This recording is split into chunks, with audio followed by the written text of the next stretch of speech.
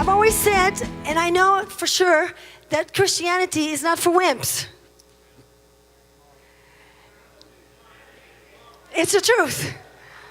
The last 16 years that I have been here, I have seen it with my own eyes, and I know and I've experienced it, and I know that it's not for wimps.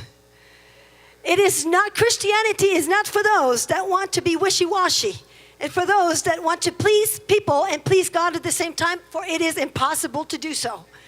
Christianity, or people that will be like Jesus, will be God pleasers and God pleasers only.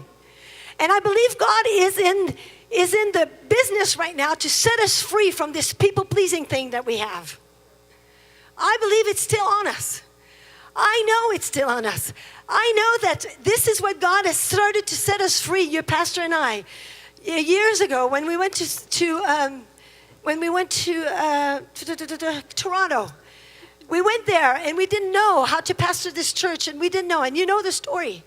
But I'm telling you, He began a journey with us to set us free from this people pleasing, because we cannot please God and please people at the same time and have revival. God is calling this house to revival.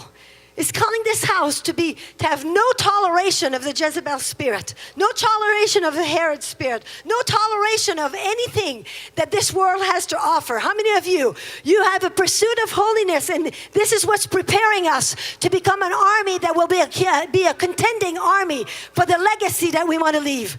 We say we have a 5-5-1 vision, but we've got to be the warriors to match the vision. We've got to be the contenders to match the vision. We've got to be the worshipers to match the vision of 5 locations in 5 years to do one thing, and it's to leave a legacy. And I have some news for you. The enemy has put war on this legacy. But I have news for you.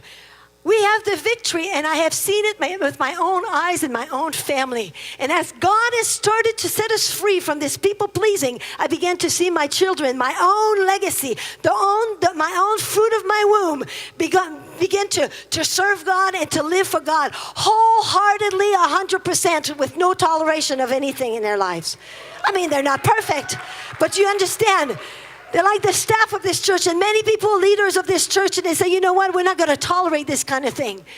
But it's another thing to contend for a reputation from heaven instead of reputation on this earth.